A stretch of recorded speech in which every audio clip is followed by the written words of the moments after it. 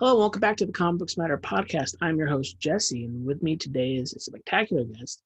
She's the co-editor and podcast co-host of AP Marvel. It's Izzy Sio. How are you doing, Izzy?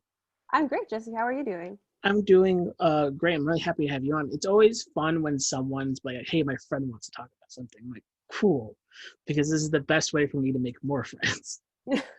Yeah. Um, so Chris basically let me know that you wanted to talk about something on the show too. And he's always led me to, or they've always led me to Marvel stuff all the time because that's how we connected in a lot of ways.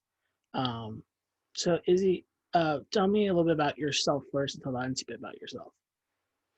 Yeah. So it was really funny, I guess, like my discovery towards Marvel because like I really sort of, I think I'd been sort of exploring it like as I was younger, like middle school, high school, but then in college, that's when I really started to get into things, like sort of looking more at issues, like looking more like comic book issues and like other series. But like even though like that sort of fell in later to me at life, I've always still been like a nerd at heart. Um, Getting into like getting into things like I had like Yu-Gi-Oh and stuff. Like I used to be really into DC, funny enough, before I just dove headfirst into Marvel. So that was kind of funny how things turned out for me. But yeah, that's like but yeah, like now I'm here still picking. Yes. Yeah, sorry. Oh, it's fine. When you talk about being into DC first, was DC like the first thing you were exposed to comic wise? Like, what was the first DC property or anything like that? Oh god, I'm trying to remember. The first thing I can think of was I played Injustice. Mm-hmm. I didn't have like on like the mobile app, which was like the very bare bones like the Injustice game. Um, and so after getting into that, I think I got more into like the Flash, Harley Quinn. I got and like yeah, Flash, Harley Quinn. On the Marvel side, I was also into like X-Men. Mm-hmm. It's like I watched like X-Men First Class, which is like still one of my favorite movies to this day. And from there, I guess sort of unlocked everything else. But before then, before then, like along the way, I discovered Runaways, sort of tying everything in together. And yeah, I discovered Runaways and When talking about Harley and Flash and kind of moving from DC to Marvel, it's always funny because you either go from DC to Marvel as you like kind of grow older in like your comic book history, or you go from Marvel to DC. I don't feel like anybody stays in one camp forever. Because I know when I first started, Batman was always been a thing in my life, but when I first started heavily getting into comics, it was a lot of Marvel stuff, and now it's a lot of heavily DC stuff. And the further I go, it feels like it balances out between DC, Marvel, and independent books. But it's super fascinating that your first two characters are Harley and Flash, because it feels like those two characters would fit the best overall into the Marvel universe. yeah, definitely. And you see how Marvel has sort of like changed over the years to sort of Mm-hmm. accommodate like that, like the quippiness and like zing and sort of sarcastic wit from those characters. Like you see in like all their Marvel movies, like one of the big sort of I guess criticisms against Marvel is like how everything has to have like some sort of humor. Nothing can be like deathly serious, right? Yeah. Even in like their most serious moments, like they have to like you know temper with laughter somehow. And so I think those became like and I think if you're going from Harley and Flash to Marvel, it makes a lot of like natural sense. Yeah. And so in some ways DC also sort of like is trying to combat that with their own characters, right? So you see like they had like you see like throughout the ages they've had like a really great like young animation library, like Young Justice. Movie wise, like I am a big fan of Shazam. Yeah, So Shazam's great. I think it's oh yeah. one of the more well put together movies, even if it is a bit by the numbers. It's still really well put together. Oh yeah, definitely. And like I think the writing adaptation was fantastic. I can't rate that enough. And I feel like I know it's not everybody's cup of tea, especially the way some things are presented. But I think Harley Harley's movie with the Birds of Prey really captured that Marvel tone too, just like Shazam did. Yeah, definitely. It sucks that it wasn't as successful in some aspects as it wanted to be, but it was still fun. It redeemed Harley from Suicide Squad, and hopefully James Gunn builds on that a little bit more. Yeah, it seems like that should be fun. Yeah, I think it did its job. Yeah. So, yeah. So I know we want to talk about the Runaways today and Nico in particular, but you say you got into the X-Men. Did the X-Men lead to the Runaways, or did you find the Runaways some other way?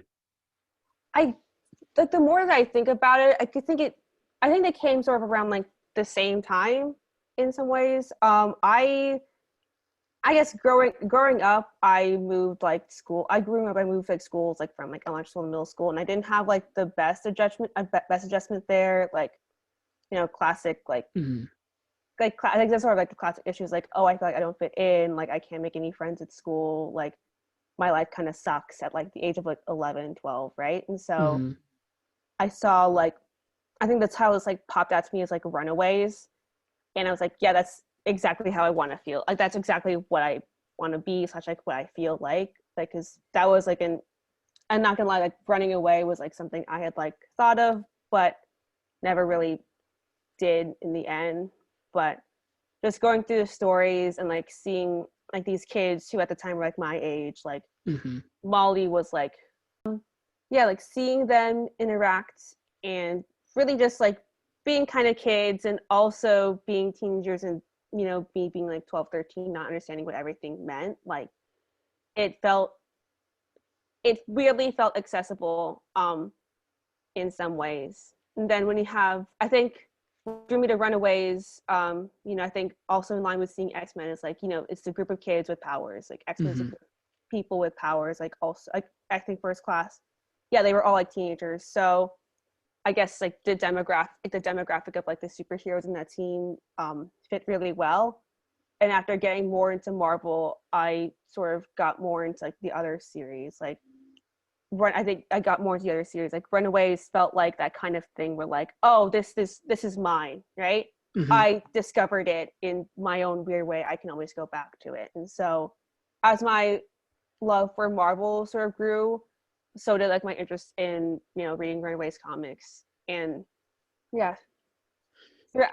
And for the Runaways, for people who don't know, I personally I've always wanted to read the Runaways, and it has become an issue for me because trying to find old issues of things, especially things that become extremely popular out of nowhere. Like I feel like when the Runaways TV show came out, people were like, oh, we got to read the Runaways. So all those single issues became really hard to find, especially since they were already low print because no one was really reading them at the time.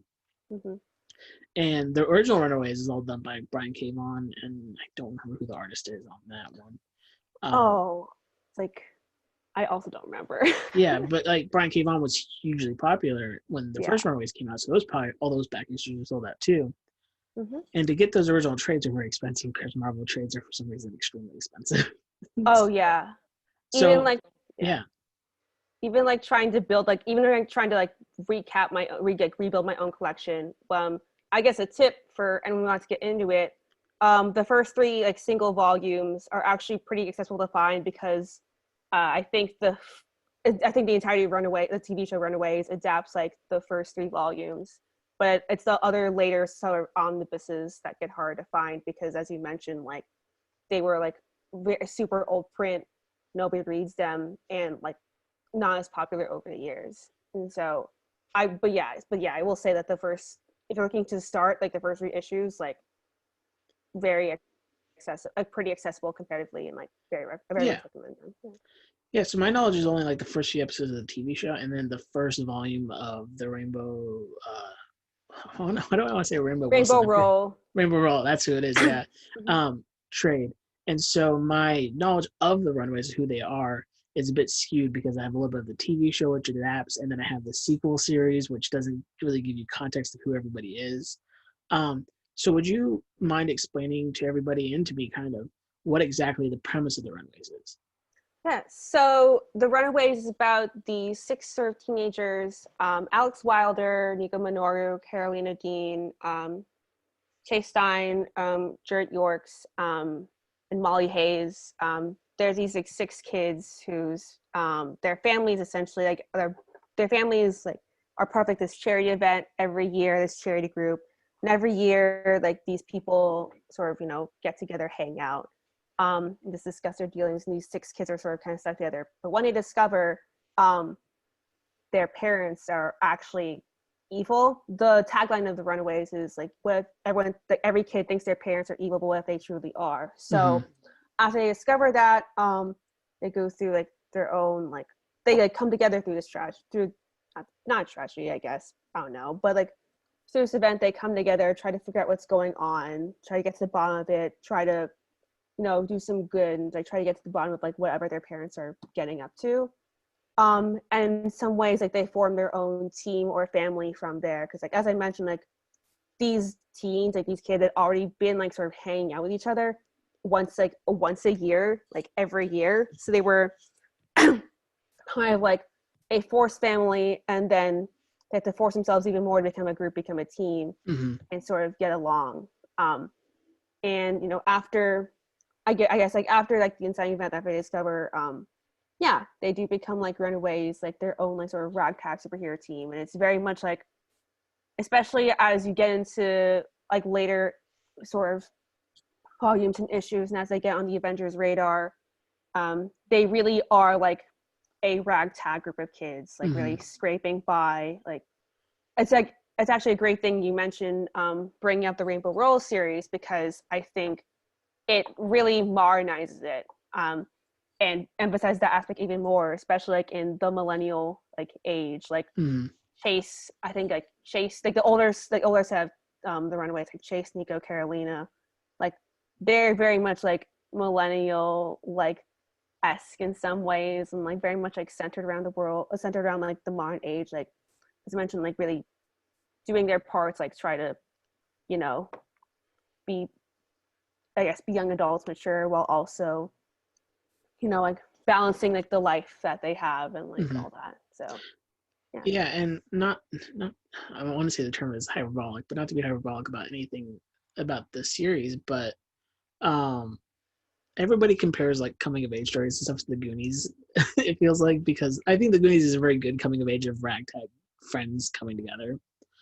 And unlike, at the same time, I feel like Young Avengers was coming out, and I think people always get confused between the Young Avengers and the Runaways because it's 2 teams of young superheroes. But with the Young Avengers, it's always these guys, basically, they are the Young Avengers. Like, they are the tight-knit team of Avengers. Even if they don't start that way, they have those same levels of powers, the same strategies, the same stuff like that. They're just very young. But with the Runaways, it's only like these kids are bumbling through all of their problems. Like, they don't know. They have no idea. They have no plan. They can't come together. It's all either by luck or by their friendship that they actually figure things out. Yeah, like exactly. Like if you, like, the Young Avengers basically have like a silver spoon in their mouth if they want to be a spirit team, and like the Runaways, like, yeah, they got forced to. Sometimes like they don't even really want to be in the team, but that's the only family they have. That's like a huge theme in like the Runaways like comics and novels, whether it be from like the 2000s or in the sequel run today. Like the core is like, this is their family no matter what. They've been through so much. Yeah. And so I know that Nico is the character you really wanted to focus and talk about. What attracted you to her in particular? Like, what was the few things you saw? You're like, oh, that's the one I actually relate to the most. Yeah, I think like it was funny because like initially for me when I was reading at like 13, I didn't really find someone at first. But as I grew older, so I'm Asian American, and growing up, I didn't really have a lot of positive role models in the media for that. Like obviously my family was there, and they were the ones like I looked up to for the most part, because most part like in the media there was like almost nothing else. And so as I started to realize, I guess, like my own identity, I realized, oh yeah, like Nico is here, and I've been following her on like since the beginning. I didn't even realize it.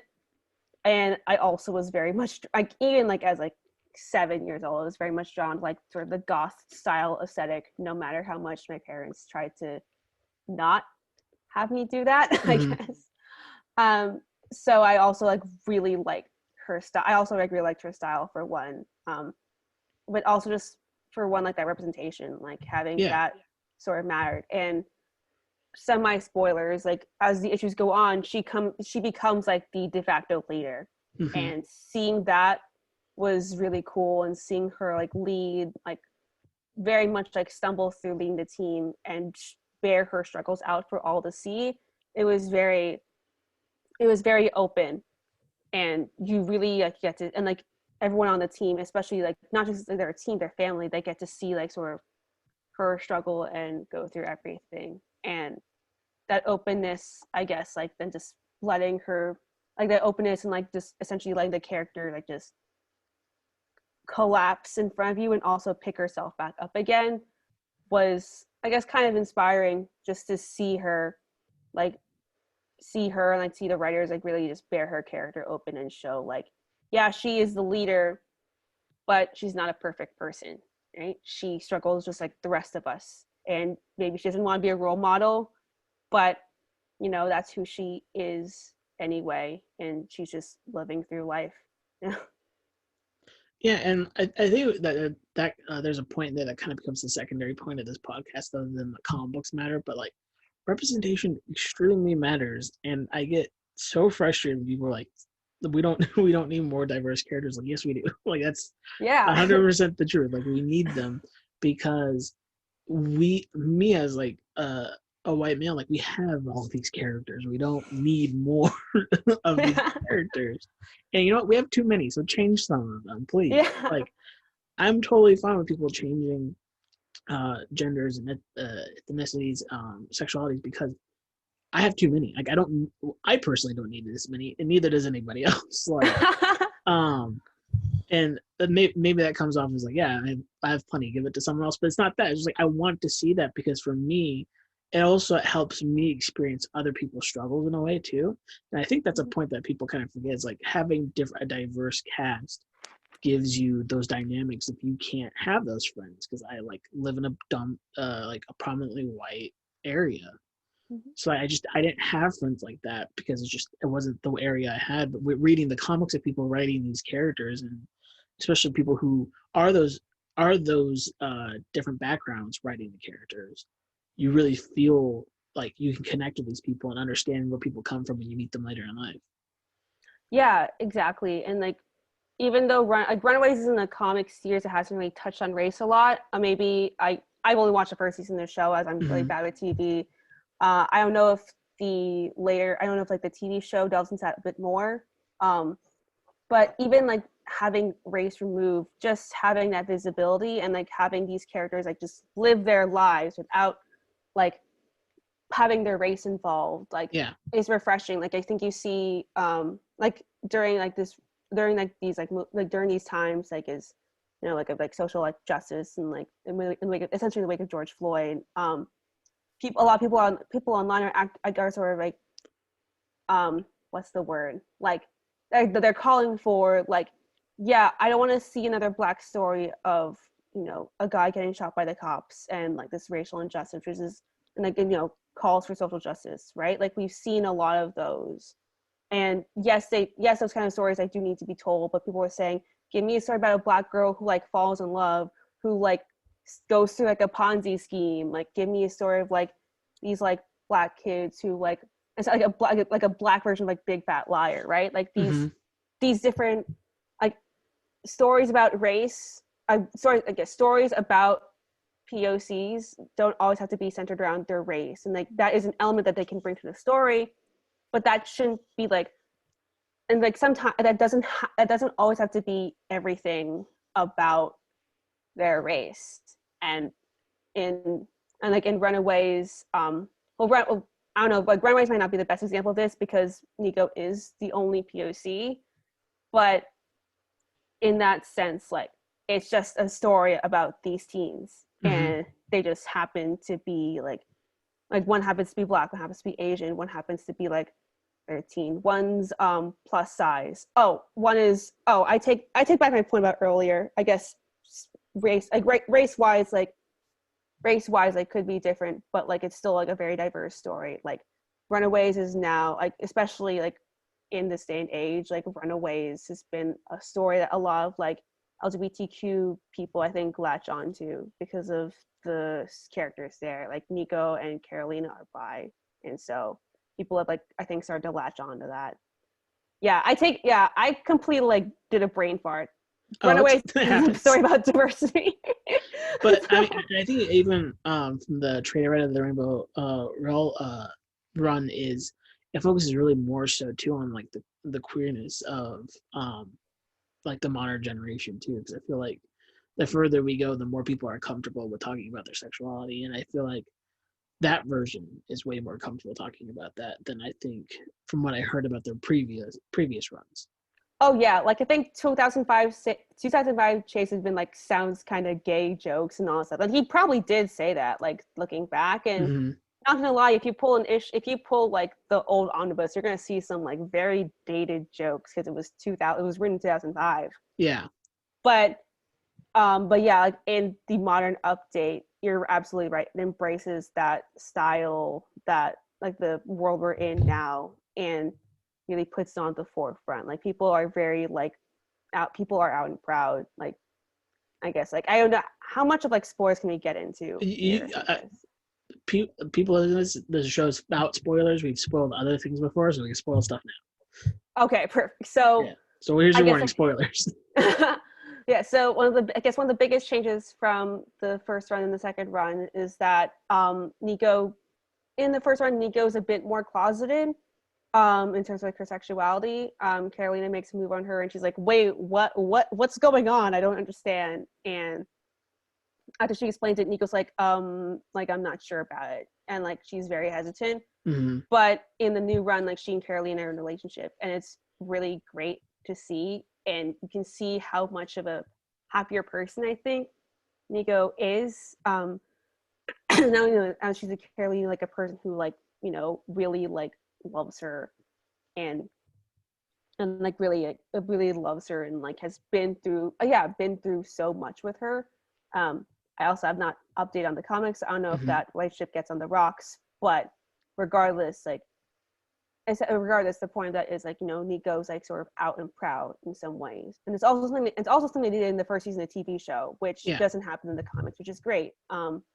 It's like great, like what great change they made. But honestly, if there's any, I think, writer who could adapt the Runaways, like in like this this, I guess like this like generation, like this modern day. Rowell used to be, she still is. Rainbow Rowell is a YA fantasy author, and I read a lot of her books, and like going back to them and like as soon as she was announced, I was like, she's gonna be a great person for the job. I had like absolute faith in her, and like reading the first issue, like seeing her own style like fit with the concept just was absolutely perfect, and like the whole team just really came together and made something great. Yeah, and the artist released that original run. I'm probably gonna butcher his last name, but Chris Anka, yes, I believe it's Chris Anka. Like he's an out and proud queer artist, and I think him being the artist on it, not only is he just a fantastic artist in general, but he was able to like beautiful. Yeah, he was able to like work with her on like making sure that tone is there though. Oh yeah, definitely. Like the artists, like I think in the back of the trade paperbacks, like you see like I think you like hear how like she sort of talked with Chris and like their sketches and procedures. Like she even has like sort of styles for each of the characters too, or like in conjunction with the artist. Like I will say like Nico's style, like throughout the current run, like I would buy that entire wardrobe like off the bat. Like it's great. I love it so much. And they're all like really, and like they're all really updated to fit like this era. And sort of daring to like you wouldn't really imagine Chase in a crop top in like 2005 Runaways, but as it's being updated, as it's sort of really being updated, and it's really really not just updated but also introduced to this new generation. You get a chance to like tell these characters, like, give these characters like a more like sort of like an adjusted really spin to make them more accessible and accepting of others. And so I think in creating all of that, they were able to create they were able to really create and like reinvent something that could really be accepted by a lot of people. And when it comes to Nico, everything I know about Nico's like the coolest character in the Runaways, in at least my personal opinion. Maybe it's because I also like fall into that goth aesthetic a bit sometimes. But just the magic power that Nico shows off on the comics and in the TV show, I always think is the coolest looking magic powers. Yeah, I think it's like, yeah, it's definitely like super cool. I mean, from what I've seen Runaways, I don't know how much it's like sort of been accessible yet, but in the comics they really go into like the pain and sacrifice she has to deal with. And it's also like one of the points in the book, one of the points in the comic is that like she has to essentially cut herself to like unleash a staff of one, and use its powers, which you can really only use like in a limited quantity. But as they were adapting to the TV show, they said like, yeah, Miko's not going to cut herself when she uses her powers. And I realized like how I guess like harmful that was, like putting that out there. It was like, oh wow, like I guess like, yeah, like you probably like that. You're kind of right. Like I can see how that harmful that can be. Yeah, for sure. Like, yeah, especially like with I think 13 Reasons Why was like out already. So like sensing that they changed parts of the story, and it was definitely like, yeah, it was like made like so much more aware. But in the comics, you see like the sacrifice like and she has to go through, and how she deals with I guess like her powers. Like there's this really great storyline in Rainbow Rowell's Runaways where she essentially meets her staff. Her staff is like a person that has been cursed by like one of her like ancestors from like thousands of years ago, and they sort of talk about her powers, like her legacy, like how she's feeling. And that's one of the one of the rawer moments where you see her be like, yeah, I never wanted this life. I wanted to be like a fashion designer. I wanted to do all these, I wanted to like, you know, I didn't choose to be a superhero. It was I sort of had to be, and I don't know if I would have had a choice. And like, excuse me, sorry. Oh, that's okay. You know, I mean, as you like line things up, you don't know if like she would ever really have a choice to begin with, like to not be a superhero. But in her mind, like she didn't really want to be, considering everything she's gone through.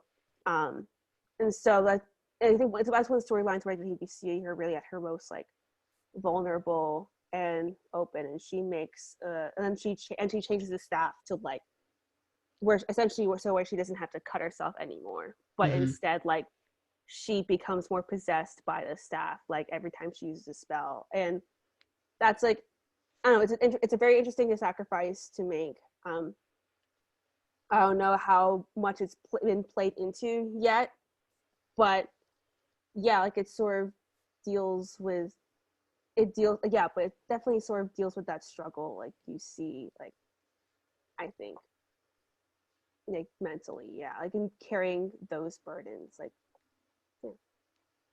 And talking about like how the original series came out like 2005, I think there is a weird thing that we can kind of look into when it comes to like Nico having to cut herself to use her powers, where like nowadays I think it's more openly known that that's a way people like deal with their depression and their more suicidal thoughts, right? But I feel like at the time 2005 no one really was talking about that, and I'm wondering, then this is just looking into like author's intent, and like we don't know for sure, we would have to ask them ourselves. Like maybe Brian K. Vaughan knew that's some the way people deal with their trauma and their depression, and worked that into Nico's character, because that was like trying to portray, and we talked about like teenagers at that time, and to show that like she was using that depression, that pain to be like a power, but maybe the showing like the actual self-harm part of it doesn't work. yeah. And like you see, like I think she states at some point like she always like hated doing that, like cutting herself, right? Because it was, it is self-harm. But you're absolutely right, like that from I think just from like 2000 to like 2007 16, 15, 16, 17, people got away with a lot. Mm-hmm.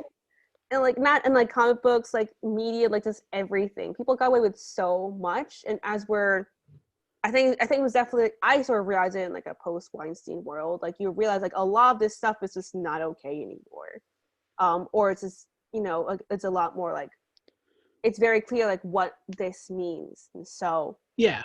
either and so like they can, so like it's either, tying in your story, trying to be intentional, or like completely like taking out or like reinventing it and like doing something else. And I think in Runaways they sort of did both. Like in the TV show, they just cut that entirely. Yeah. She just like essentially like, I think she's essentially like pricks her thumb like one of those like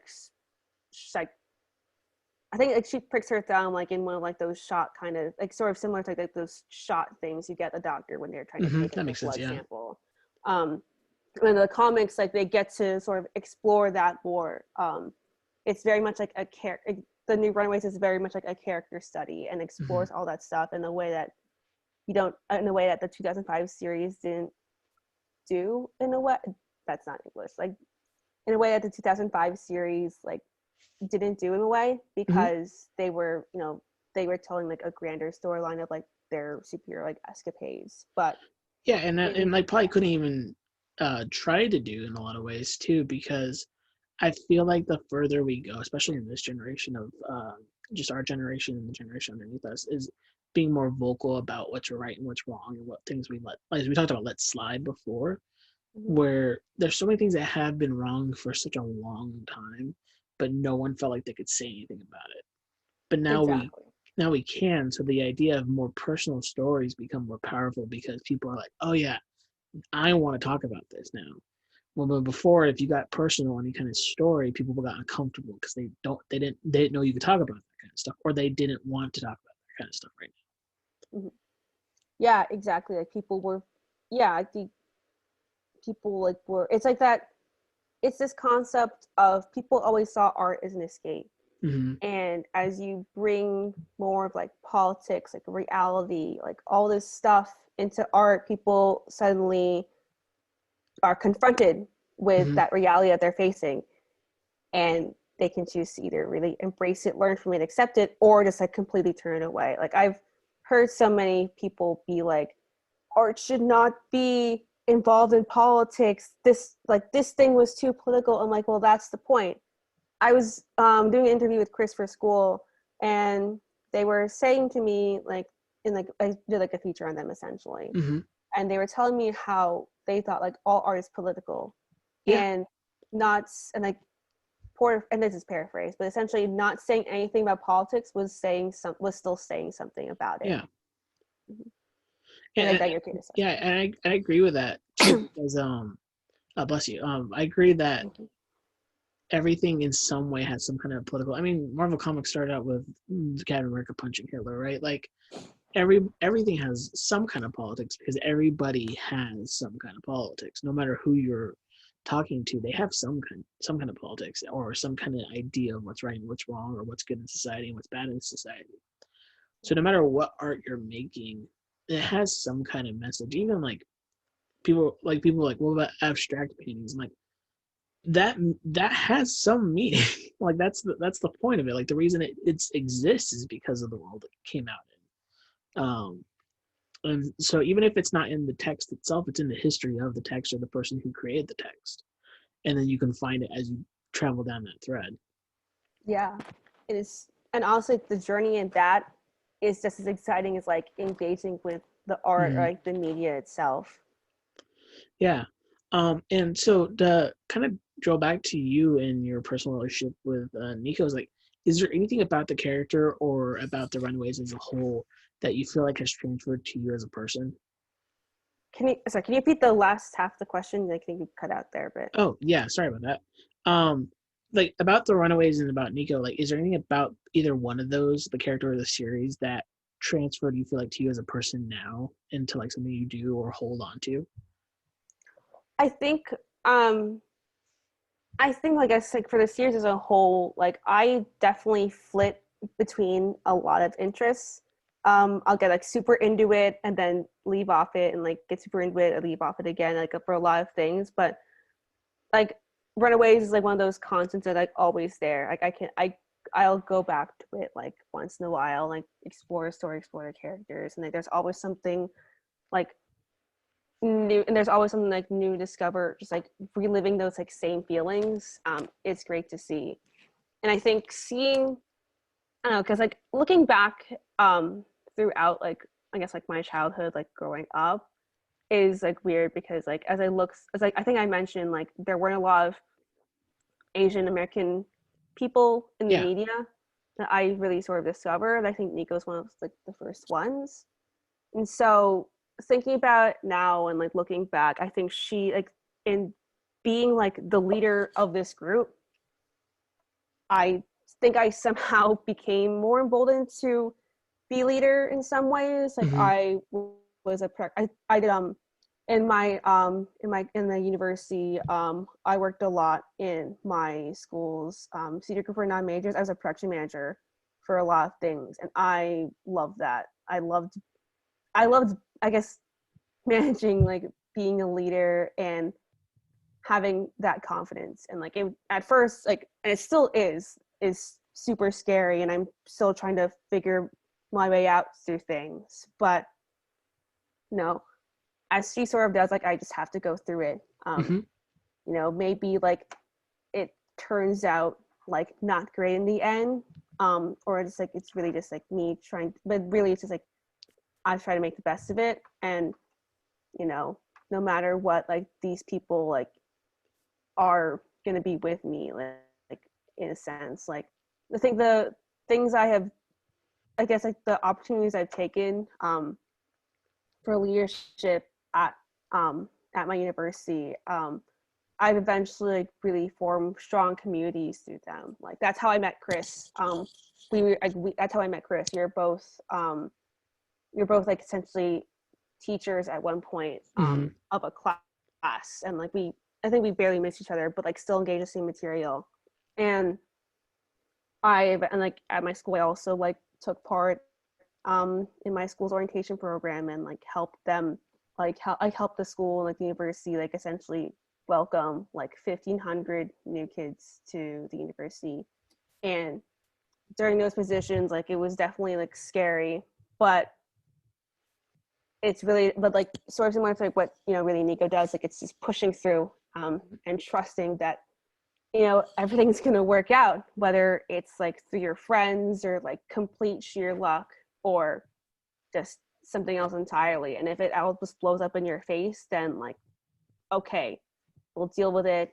It's gonna be fine. And yes, they will freak out, because I think our generation does it a lot. But in the end, like there's always gonna be people there to support you. Like in the Runaways, like no one's ever truly alone. Yeah. And I definitely think learned that throughout communities, and right. I think that's Chase. There you are. You cut out for like a solid like 30 seconds. Oh, okay.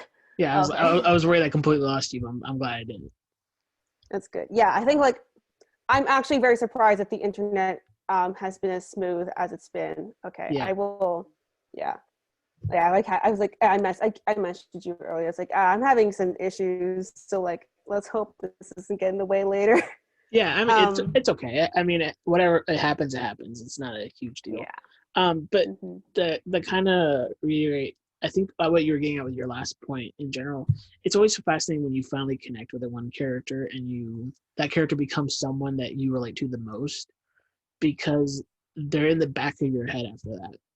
Whenever something comes up, you're like, okay, what would this character do? Or not even that, you're like, just thinking about in general is like, what's their life when it comes to these situations? Like what kind of, like, Nico doesn't have to worry about saying hey to all the new people at their school because they're about to fight some supervillain or something. Like they don't have these problems. You're like, why does it have to be a big deal for me then? Like, and it's still fascinating how we do that, how we compare ourselves to our favorite characters, because it's a good coping mechanism, because these are people that you somehow relate to. Yeah, definitely. It's like sort of that sentiment of like when you see like they really are like role models to us. Like you know, like you latch on to these characters, these people, and you think like exactly like what would this person do, and like I can definitely attest to like I've seen scenarios in my life where like I think my life has been immaterial, both in like good and bad ways. Like I think I realized like recently that like so like in the comics, I think Nico has had like a penchant. Like she used to grow about this a lot. Like in the 2005 run, like she's like, why am I always?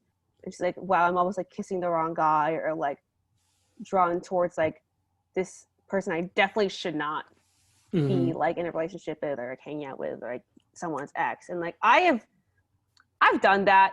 Not like I guess to like a serious extent, but like just sort of, you know, falling for the wrong guy or like falling for the guy that like, I definitely should not like like literally the one person I should not, I guess, like, you know, be falling for, having a crush on, but I'm doing it anyway and I can't stop it.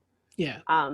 And sort of like realizing that, like I just, like I sort of think back, like, okay, like, you know, like, yes, like my life is like hers right now, but like, what, I guess, like, what do I do with that? What do I do about it? Like, in a sense, like looking back at what's happened to her, like for her, like I think those relationships like just sort of like fell out, or she just, you know, kicked herself, right, for doing the things that got her in this situation in the first place, and then dealt with it. So yeah, that's what I've been doing.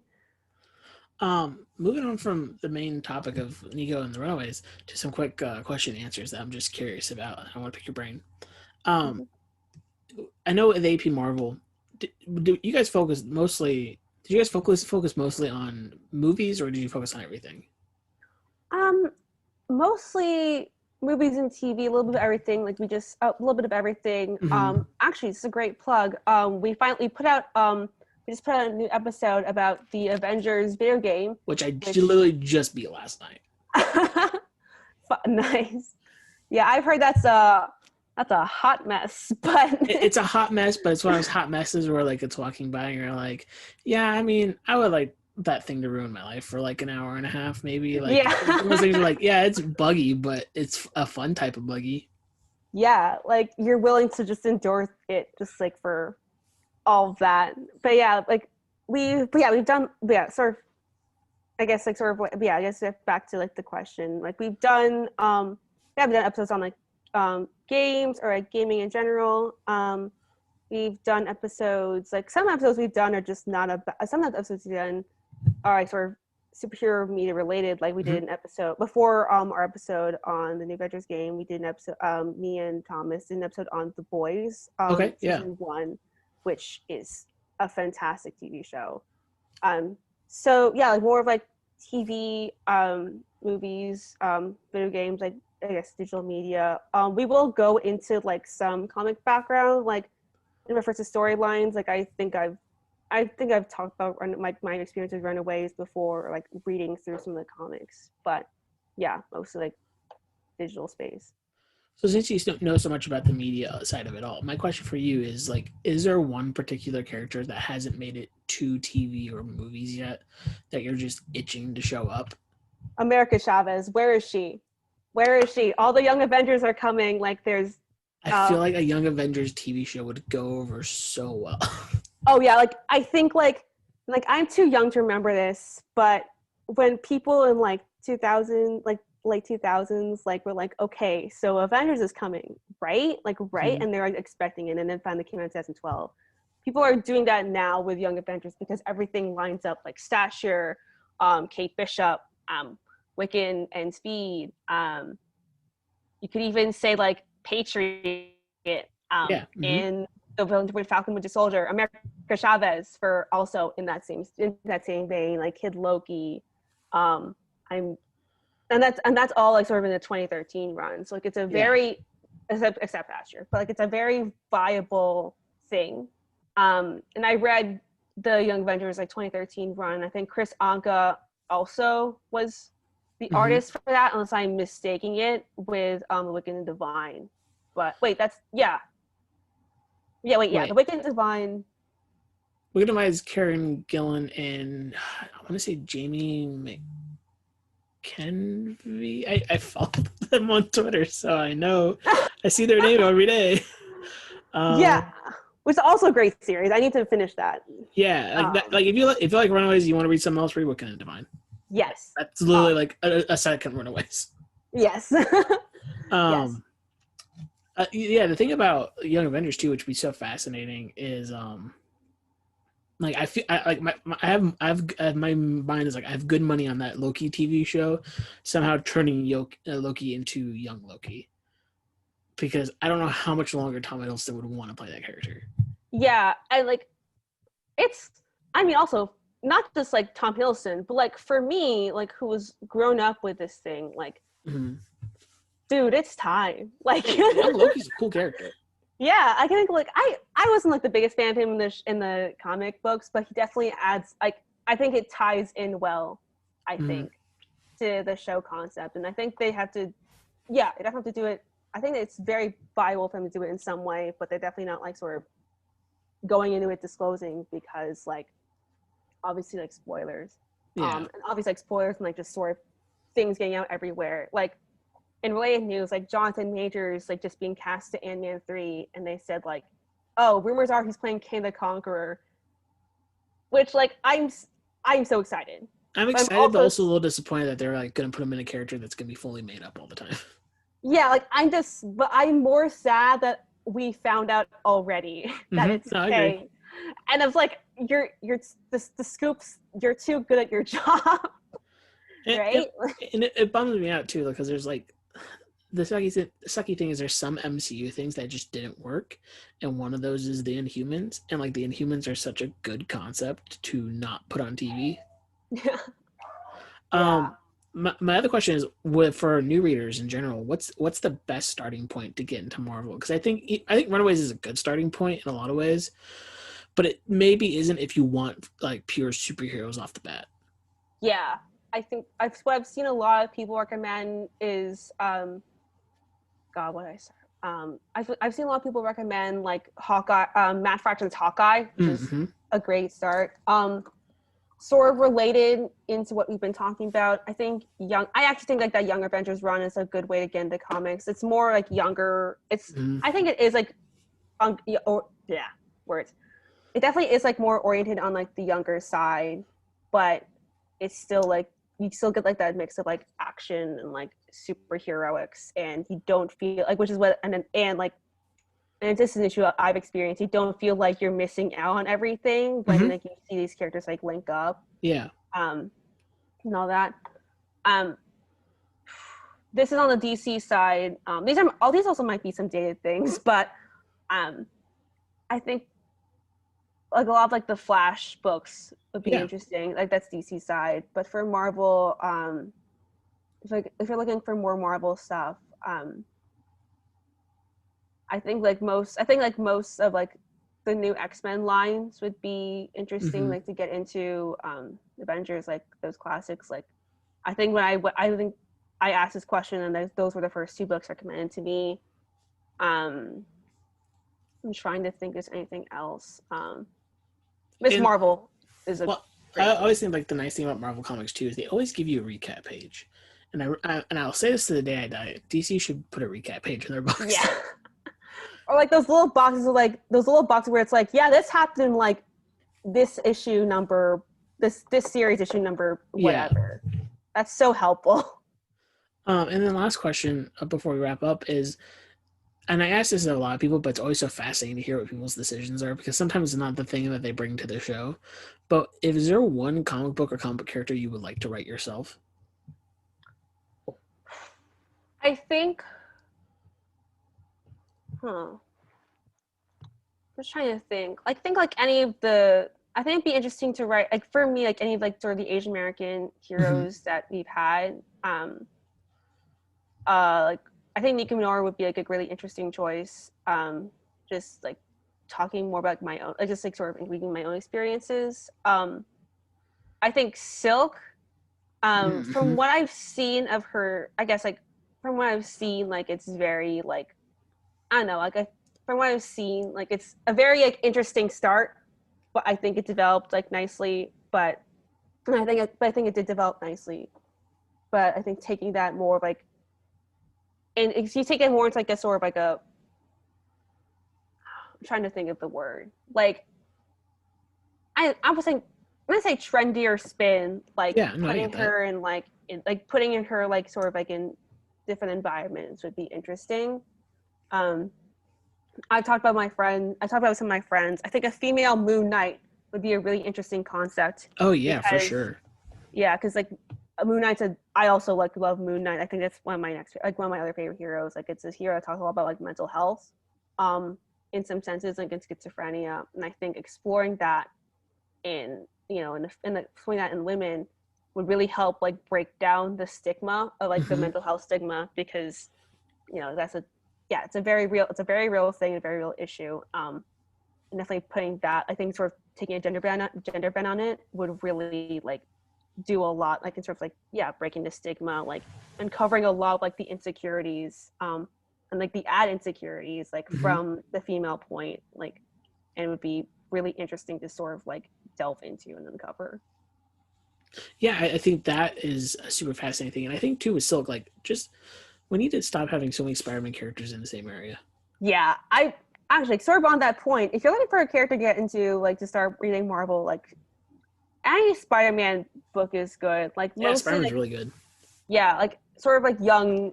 Yeah, I think most young leading things people recommend, just the younger heroes like leaning. Like, that's what people recommend to sort of get into, because it's from like that relatable standpoint. Yeah. And definitely, if you like, want to check out Moon Knight, check out Jeff Lemire's Moon Knight, because that's like him actually taking the mental health stuff seriously and actually trying to fix it. Yeah, like is that the most recent run of Moon Knight? I think the most Like, recent run is the Max Bemis run where he fights the fire god. It's the run before that though, where he's like trapped within his mind and he's meeting all of his different personalities. is that? Yeah, I think I have. I'm just That's trying. Yeah, that's the one that's drawn by Greg Smallwood. is it? I'm just trying to. Yeah, I think I know what you're talking about. It's the one in between the first reboot and Yeah, then yeah. It's basically yeah, that one. The yeah, one that with was the first cover is him like with the straight jacket on and the straight jacket mask. But yes, yeah, that one's really good. yes, definitely. Izzy, thank you for being on. Tell people where to find you on social media and like anything else you want to promote. If you want to remind people about AP Marvel and stuff. Yeah, you can follow me at Delirilyn on Twitter. That is DELIRILYN. I'm sure it'll also be in the description. And as I've mentioned, we have a new episode of AP Marvel out